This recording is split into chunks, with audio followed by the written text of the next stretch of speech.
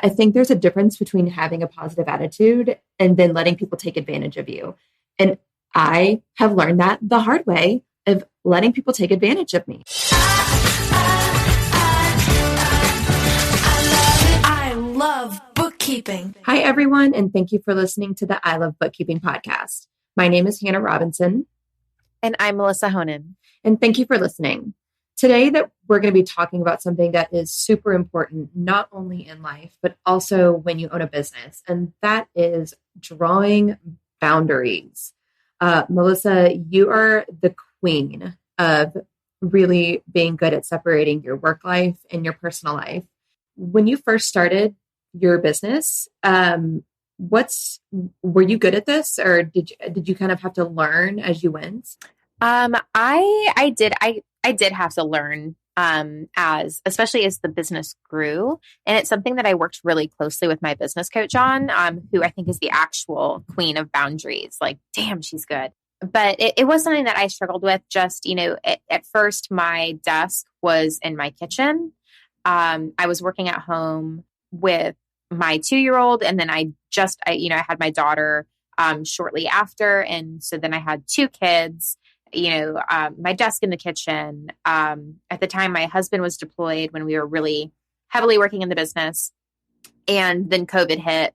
So I didn't have any childcare.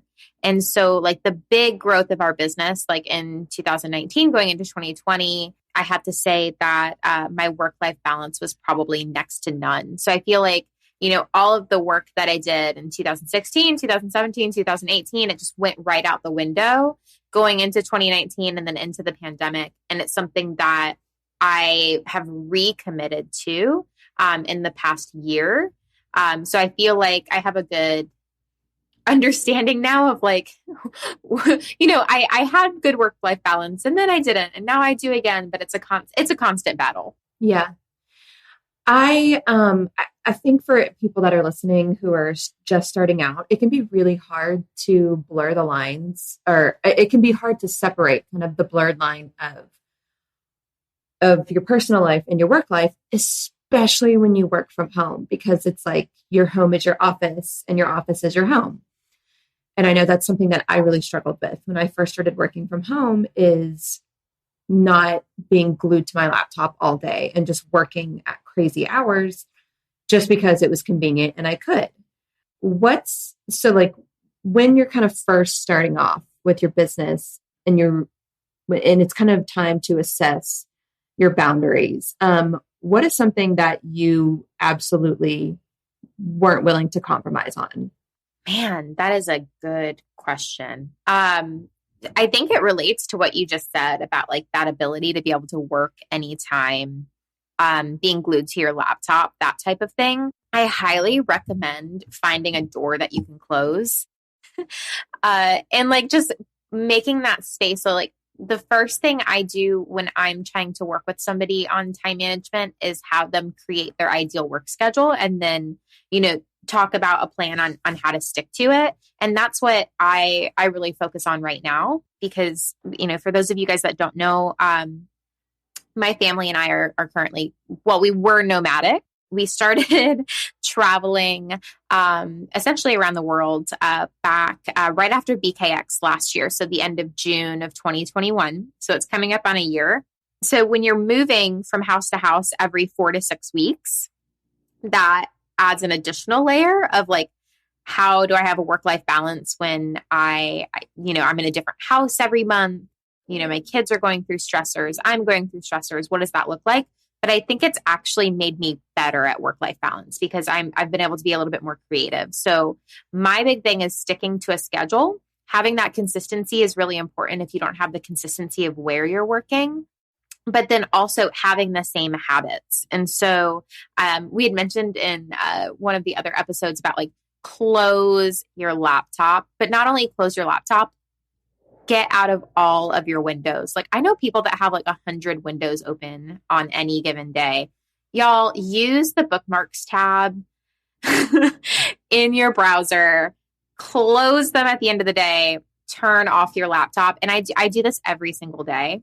I think looking back on when I did have to work at home with children, I know that closing a door is not always possible. So I do know some people that have like a really good system for their kids. Like kids know colors. So like say on the back of your laptop, you tape a red circle to the back of your laptop and they know that when that red circle's there, mama's working. When there's a yellow circle, mama's working. But if you have any questions, you can. And then maybe like I would save the green circle for, probably not if you ever plan on working, but something like that where kids can understand like the colors and the boundaries. Like I think it's really important to, I guess that was like a long-winded answer of saying, create a consistent work schedule, but then also create a way to defend that work schedule, whether it be a door or some kind of system or habit in place so your kids understand when you're working.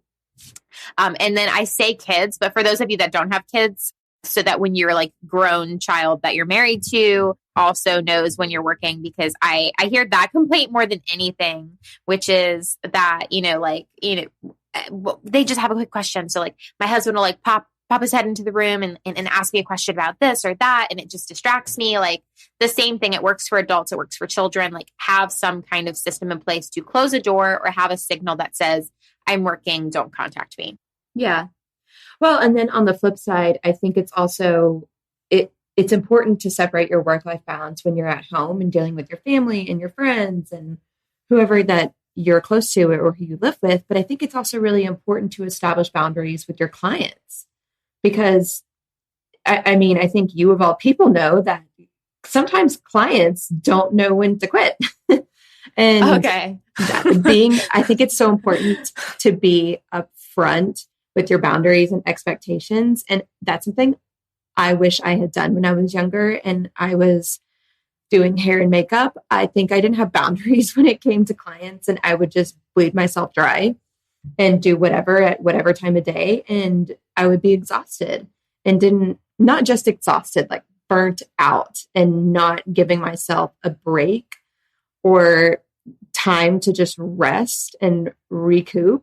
I think that's so important. I think it's just to be upfront and kind of not compromise on it. That is so important, Hannah. And I won't go into this too much right now, but we're going through a lot of changes in our business. And that is something that I wish that I committed to a lot sooner. And now, because I will say right now, we're having to essentially circle back to creating boundaries. So say you take on 100 clients and you don't have consistent boundaries where the expectations are made clear. And then you realize it's not sustainable and you have to go and reestablish boundaries and set expectations after the fact when they've been used to getting everything that they want whenever they want, right? Yeah. Yeah, it's really hard. So, I will say right now that we are offboarding a large amount of clients for a lot of reasons right now. And it's really hard. And I'll need a whole other episode to tell everybody about that. But I just say like up front, set those expectations right from the start. And the reason I started laughing when Hannah brought this up, I was like, is she in my mind? To give a good example is why you should do this like right up front, right? Like literally, as soon as you start the sales process is because I had just closed a client a couple of weeks ago and we got him all set up for onboarding and he's been doing his self onboarding. He's been a little late. He had to reschedule a few meetings. Okay. Things happen, right? We get that. But we recently moved to a new system. I'm really excited to talk about this on another episode as well, but to help Scout for email management to just kind of improve client communication and communication between team members. And that's not the point, but it's really awesome. So I'm really excited to tell you guys about that. But I set an away message on my email and I got this from Instagram, but it literally is just me in an away message. And it basically just says that I am the type of person to take 2 days to read an email and then up to an additional 2 days to really consider a response to that email. and that the culture of immediacy is not something that I subscribe to in my life. And it is literally like, it is like the whole thing. I'm not going to lie. I definitely stole it from Instagram. I changed a few things to it. But it basically just said like, look, guys, this is the me. Go ahead and email our other email, success email, like similar to what bookkeepers.com has. Because the people that can actually help you manage that inbox. Like I can't help you. I have a 2 to 4 day response time. Okay. But it said it very nicely and very professionally. And the same client who had taken a couple of weeks to finally do his stuff, he was running late, he was doing this, apparently didn't like that. And he responded to my email saying, hey, I just saw your email responder. That's not going to work for me. I need somebody that can respond to me like immediately when I have questions, when I have concerns, just in the stage that I'm in my business, which I thought was funny because I hadn't heard from him in 2 weeks and he was the one that was running late. But anyway, so respect, fine. You know what you need and I'm not what you need. Yeah, I digress. So I responded back to him and I was like, hey, yeah, totally get it. Just so you know, the reason why I put this here is because I have gotten to this place in my business where it takes me 2 to 4 days to respond to something and the company is not going to get lit on fire. I have an entire team of people dedicated to you, and we have a 24-hour communication policy. So people typically respond to you same day. Just like, and of course, against my better judgment, I'm sending this email at like 6:30 at night, guys. Like I saw the email come through. I was not listening to my work-life balance and it pissed me off. So I responded to it. Don't respond to emails in anger. But anyway, I digress. I was very professional and he's just like, no, I just want to go ahead and cancel this whole thing. He's like, when can I expect my refund? And I was like, oh, that's so funny. Your onboarding fee is non-refundable, but you know what? You know what? Here you go. I went ahead and I refunded him his money within like the hour, told him I wished him best with his business. I referred him to another BDLer. I was like, hey, I know somebody else that works with your industry. And you know, I don't know, she always responds to me really quickly. Here you go. Here's a referral. So he thanked me and said, man, this was like so professional. Like I just totally appreciate it. This, that, and the other. But I do not want to work with that person. Right. And I am so glad that I put that up front and they decided that we're not a good fit because 3, 6, 9 months from now, if we had had that conversation, it probably would have gone differently, right? We would have put the effort into getting the books cleaned up. We would have put the effort into switching over the chart of accounts, getting him into our systems, getting him into the QuickBooks Online and the Dext and the this and the that and our processes and getting him assigned. And it's a lot of work. And so I really, really, really highly recommend go ahead and put those boundaries up front before you put any of the time, any of the emotional investment. Let those pre-clients know what to expect when they are a client. And so you're not going to be offboarding, 20 clients a year later or 2 years later. Just go ahead and let them never sign up. It's not worth it. Yeah. And I think that's such a good like anecdote for being upfront with your boundaries. And ultimately that was a good outcome for you because that person wasn't a good fit. You were able to recommend them and you were also able to maintain a professional relationship. I feel like a lot of the times, and not only in work, but in life, when you wait to draw a boundary and you kind of draw the line in the sand after the relationship has been established, after you've already been the yes man, that's when things go sour. And that's the hard lesson I've had to learn in life. I'll give you 20 anecdotes about that. Yeah, too. That's what I'm doing. That's what I'm doing in the rest of the business right now, which is like, I know that this was the expectation that was set, but that was the expectation that should have never been set. And I'm not sorry that I have to reestablish these boundaries, but I do understand your frustration. And if we're not a good fit to work together anymore, then I will help you transition out. Yeah. Well, and I think that's something that I've even had to do. I've learned that as when I was, in my earlier 20s, it's something that I really, because I think when you first start off at a job, you want to be the yes woman or the yes man, and you want to be the can-do attitude. But I think there's a difference between having a positive attitude and then letting people take advantage of you. And I have learned that the hard way of letting people take advantage of me and spreading myself thin and, giving out my knowledge and energy for free.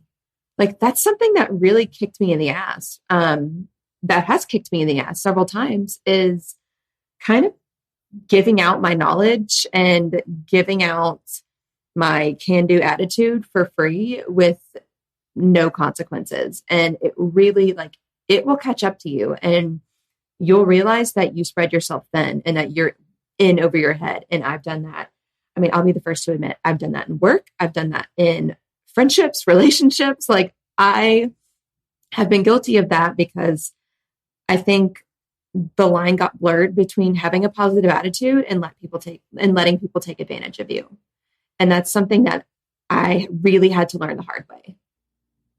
That is really common. Like with a lot of the other bookkeeping professionals that I work with, that's something that I have to help them like unlearn in a way. And because if you think about it, when I'm recruiting for our business or, if I'm helping another, bookkeeping business owner or whatever it might be, at the end of the day, you really have to think about how you sell yourself to others, right? And part of that in the sales process, at least that I'm in, is that you never want to say no to a prospective client. It's just like a sales rule, right? Find a way to not say no. But in that same light, you're not saying no, but you are in other words. And so that's what you have to find. You can still be positive and you can still say yes. And you never want to say but at the same time. So it really just comes down to changing how you communicate your boundaries. And you still want to establish and communicate those boundaries and set those expectations, but it's all about how you package it, right? What is the saying? It's not what you say, it's how you say it is so true here. And it's particularly important for women because women I completely agree. Are inherently more agreeable than men, and society has been essentially conditioned to only accept agreeable women. Well, funny enough, I am very disagreeable. And I have a primarily male personality, if you want. And I hate that because it's really not, it has nothing to do with gender. It has nothing to do with your sex. It has nothing to do with that. It really is the societal norms that are placed that is just unnecessary, right? And so we have to fight against that. But in a professional setting, you have to find a way to do that, again, without being aggressive necessarily in doing it. And you'll come across as aggressive. So it is almost an art, which is, again, why I have hired a communication specialist to work with us for the past 2 years now. Because I knew that I couldn't do that alone. So when I say like, I have all these tools that I use and I'm really great at work-life balance and I'm really good at establishing my boundaries, it's because I've worked on it for the last 2 years with a mentor that's been working on it for the last 10. So, you don't have to do it alone. And this isn't something that comes natural to people. I can't agree with you more about and how. Is there a rooster in your house? Oh. Do not edit this out. Yes, there's a very confused rooster right outside my window. I sincerely apologize to everybody. He doesn't actually crow when the sun rises. I just want to point that out as well. He is just inherently broken in every way. He has no work-life balance. I thought it was one of your kids' toys. I was like, no. Dang, they are going in on that rooster. This rooster has no work-life balance, you guys. Let's circle back to the topic, which is that he's working all day, every day. He never stops. He is working real hard. Oh my gosh. Well, let me go back to what I was saying because I was like, there's a rooster in her house. Who hired us for this job? Today's show is brought to you by Keeper, the one app to run your bookkeeping business. Keeper helps you get faster client responses with your own custom branded QuickBooks integrated client portal. Finally, you can say goodbye to those pesky spreadsheets full of uncategorized transactions. Keeper also helps you catch those embarrassing coding errors before your clients do. And with Keeper, you can generate beautiful custom reports that your clients will absolutely love to read. To find out more, go to keeper.app. That's keeper.app. Mention I Love Bookkeeping to get 20% off your first 3 months. Again, go to keeper.app to find out more. Thank you for listening. What were you saying about women and kind of the societal expectations of being agreeable? Speaking of being agreeable, I completely agree with you. Because I've learned that standing up for yourself and not only communicating your boundaries, but actually taking action and doing something about it, you will be called a bitch. Probably more than once. And, you know, I hope we don't get flagged for saying that word, but I think that's kind of something that a lot of women come to fear, is being labeled as a bitch or any other word you want to use, because not only, I think it's one thing to have boundaries and to communicate them. I think it's a whole other ballgame to actually take action and be like, you know what, I'm not working with you, or this relationship isn't working for me, whether it's a client relationship, a personal relationship, a friendship. You know, I think any type of relationship you have, especially for women or people who are generally more agreeable, I think actually taking action is like over half the battle when it comes to having boundaries, you know? I totally understand that. I want to have an entire other episode on how to fake being agreeable. I'm not gonna lie. But I would say that it starts with small steps. So I think that's what's really hard, is just getting started, because you are afraid, like, oh, are they going to think that I'm just being, you know, rude, or if I'm being a bee or whatever it is.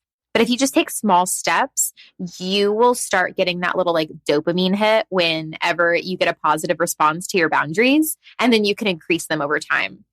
And I was just reading something about, well, first of all, but like I said, never saying but.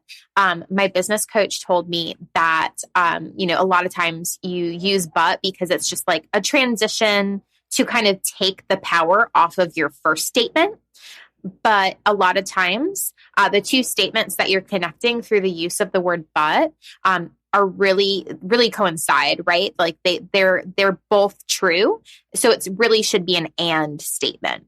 So saying, like, for instance, I feel like we're not a good fit to work together, but we'll go ahead and continue to work together for the next 2 to 3 months as, we find you a replacement and we help get you offboarded. Okay.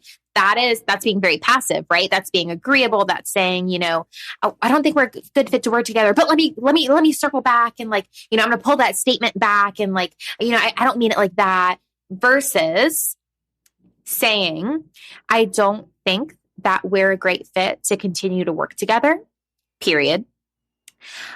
I would like to help you find a replacement and assist with your transition over the next 30 to 60 days, period. So it's being firm, but it's not as agreeable.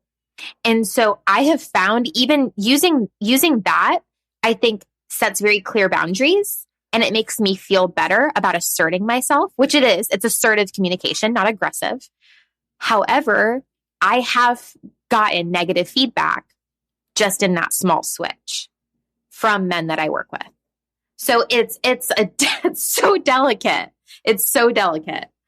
Another word that I have been told to omit from my vocabulary is just. I just feel like, I just want to say, I remember I was talking to a friend, and of course, girls, we always have to send pre-written text messages in our notes app to our friends first to get their opinion. Yeah. And my friend My friend literally was like, I want you to look through, and every time you say the word just, take it out. Yeah. And I was like, that's incredible. And it really, it takes out the passiveness of your voice. And that's another word that I think needs to be omitted when establishing a boundary is the word just. I just want to say, I just feel like, that's something I really have to practice and catch myself, because it ultimately, I think you kind of like, you lose your power a little bit when you sink to being more passive. And I don't want to say sink like a bad way, but I think sink as in losing sense of your boundaries. So it is in a sense, but a lot of times we're doing it on purpose because we don't want to be seen as too powerful or too assertive, because then we're considered rude. And so a lot of times it's almost self-sabotage, right? Like, because if you say, I don't want to work with you anymore, that's aggressive, right? But it's not though. I don't think that we're a good fit to work together. I just don't think that we're a good fit to work together. It's just like, it softens it, right? It softens the blow. But why should we have to do that when this is supposed to be a professional environment where we're just speaking as professionals? Yeah. I think that what you said earlier about it's how you package it is so important, because I've found, and I feel like without getting into too many stories, I think I've been through enough to where I've dropped the fear of coming off as aggressive or rude. I think I'm at the point now where I don't care anymore. And I always joke, people always say like, you're entering your Taylor Swift reputation era. And I was like, yeah, you definitely get to a point where you just don't care anymore. And I'm definitely there, but I've also learned how to kind of wrap things up in a package so that not every confrontation or not every conversation about your boundaries has to be World War III. And that's something that I have kind of recently learned, that not everything has to be a knockdown drag out if there's a disagreement, or if you're establishing a boundary. And that's something that I think that's something that you control within yourself. I don't think you can control other people's reactions. You can say things as nicely as possible, and if they react horribly, that's on them. That's okay. But you kind of have to prep yourself for people who are going to break your boundaries and just hold on to your own power. And sometimes the best way is to end that conversation. Setting your boundaries and knowing, okay, I can only control what I say. I can't control how they react. And how they're reacting right now is emotional. It's out of anger. It's unnecessary. It's not professional, whatever it might be. And I'm allowed to say that I'm not going to listen to this anymore. If it's affecting me to that point, I'm going to end the conversation. And I've done this very recently through Slack. I have hung up phone calls. I have hung up Zoom calls. I am not doing it. This is how you can talk to me in a professional, calm manner. If you cannot, then it's almost like, this is the same strategy I use with my 4-year-old, by the way. Then you can take a break, okay, and gather your emotions and then come back to the table when you want to be an adult. I don't want to say that I manage clients like I manage my 4-year-old, but I have to say it's been a lot easier since I've switched my mindset to clients are sometimes like 4-year-olds. And it's been a little bit easier for me to manage that. I think that's kind of my MO lately, is to say my go-to line is, I can't remember my exact, it's not the same every time, but usually I'll say, you can talk to me when you can be respectful. And until then, and that's we'll the bare minimum, right? Yeah. Like, isn't the bare minimum of every interaction that we go into in a professional environment should be there should be a basis of respect, right? And if that's not there, I want to find that out as soon as possible. And so when we're establishing boundaries, that's when you're going to realize what level of respect this person has or does not have for you. And I think that's the hardest part too, is to, even in the beginning, it's a lot easier to be like, oh, okay, they don't respect me. They don't value the work that I do. Cool. Let's not work together. It's really hard to go a year, 2 years, 3 years of working with a person, whether it's a client, whether it's an employee, whether it's a partner, whatever it might be, and realize later, wow, this person really doesn't respect me. And so it's really important to be upfront with your expectations, because it's a lot easier at the beginning to end a relationship than it is 2 or 3 years down the line, when you realize that I can't live like this. I can't work like this, because I want to be treated with respect. And damn, that is the bare minimum, you guys. Like, that's why it's so important. It's so important to establish your boundaries, because that's essentially what you're saying. When you disregard someone's boundaries, you're essentially saying that you don't respect them. And so when someone's doing that to you, that's essentially what they're saying, is that they don't respect you. They don't respect your boundaries. Do you really want to be around a person like that? Exactly. I think that kind of circles back to what we were talking about, communicating up front, because it's just like any other relationship, whether it's like a friendship or a personal relationship. Wouldn't you rather know sooner that that person isn't for you, instead of just bending over backwards to try to make that work? I think that's definitely like the inner people pleaser, especially in women. But I think in the long run, you're going to be so much happier with yourself if you don't settle for people who don't respect you. And I think that's something that almost every person can relate to, is settling for somebody who doesn't respect you, whether it's a client or a colleague or a boss or a boyfriend, a girlfriend, anybody. I think everyone has kind of had to learn that lesson the hard way, and it sucks, but it also teaches you that it's so, so, so crucial to have your expectations and boundaries up front. I also want to circle back, because I feel like we were so close to the trifecta, which is that we're not going to say but anymore. We're not going to say just anymore. And I immediately need every woman listening to stop saying I'm sorry in a professional working environment. Should that be a whole other episode, Hannah, or should I just go into that right now? Go into that right now. Let's do it. Okay. All right. So this is for everybody, right? This isn't just for women, but I have found this just significantly more in women, which is the inherent need to apologize for things that are not our fault. And so it's really hard. And what I want you to do is I'm thinking back to when I took a public speaking class back in high school, and I've unlearned everything that they taught me. But primarily when we would give a speech, every time somebody would say the entire class would have to clap. And it was very jarring. Yes, right? Think about it. So I want you to mentally clap, guys, every time you hear yourself say, I'm sorry, or you go to type, I'm sorry, because it's going to take a lot of unlearning.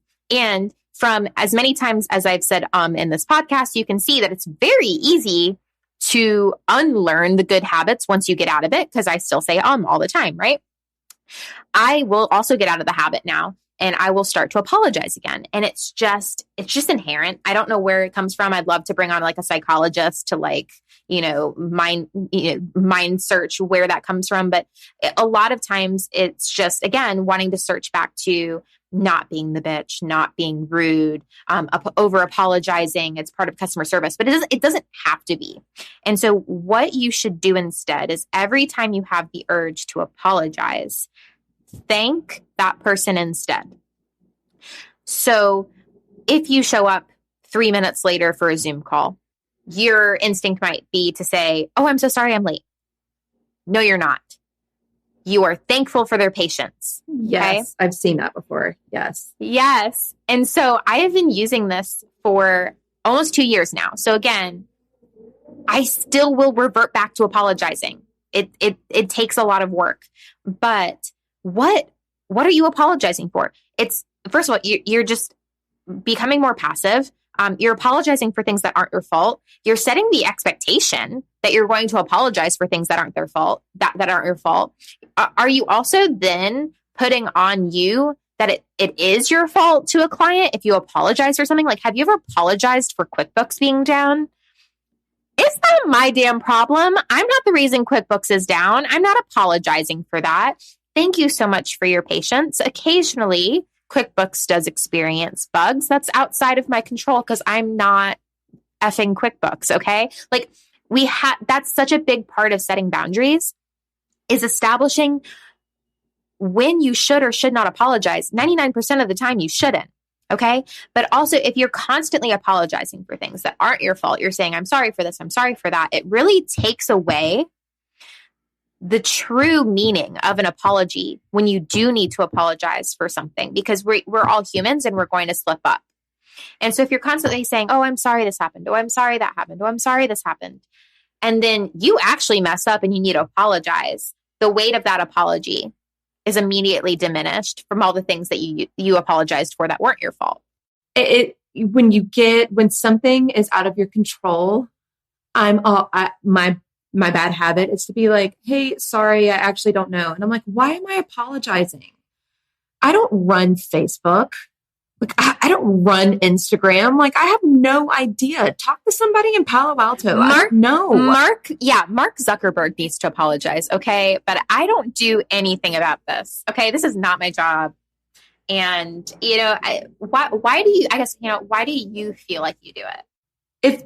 If there's a question or something that is going on Facebook or any of our social platforms that I can't control, that's out of my control, I feel bad that I can't fix it.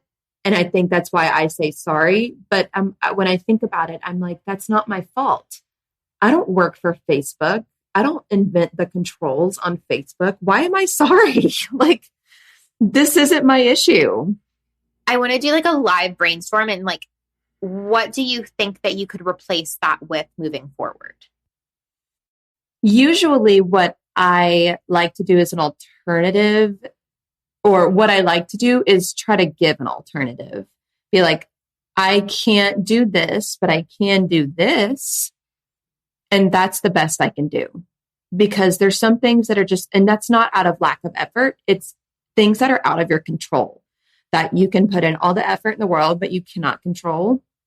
What I typically like to do, if I think things through better and don't just say sorry off the cuff, I like to give alternatives. And if that's not good enough, that's when I say like, oh, well, sorry, I can't do that. But it's like, well, no, I'm not sorry because I have no idea what's going on, but I can't do that. That's what it should be. But, I think as women, we run the risk of sounding disrespectful. And I think that's that's my thought process when it comes to apologizing for things that are not my problem or my fault. I think that giving an alternative is such a great idea, right? And I think that if you start that with just validation, right? It circles back to like literally everyone just wants to be heard. So if you validate that you've heard them and that you understand how they feel, dude, that's going to just immediately uplift whatever conversation you're having where you're about to tell them that you can't do something, right? So if something, say, I don't know, what's like Facebook is down, right? And you're responding to somebody and you just say that I totally understand how frustrating it is when, Facebook goes down. I've been there where I've had a really important deadline and, the software wasn't cooperating. What I can do to help you is XYZ. I wish you the best, or, whatever it might be. Please let me know if you have any other questions, whatever it might be. But you totally take out the I'm sorry. You totally take out what you can't do. And you just say, totally validating your emotions. This is what we can do. Let me know if you have any other questions. And just remove all of the negative altogether. I agree. And I think that is a good point to wrap this series up. Obviously, we love hearing from you guys, but this was a lengthy episode about boundaries, and we want to hear, I know, oopsie, but we want to hear your opinion. So if you have questions, tips, stories, experiences that you would like to share with us, please send us an email at success@ilovebookkeeping.com. Again, that is success@ilovebookkeeping.com. My name is Hannah Robinson. And I'm Melissa Honan. And thank you for listening to the I Love Bookkeeping podcast. I love bookkeeping. Here's a little shout to all my friends working hard at keeping the books. You want to change your life, you want to grow that biz, it's not as hard as it looks. Be a money guide, a profit coach, step up your game and see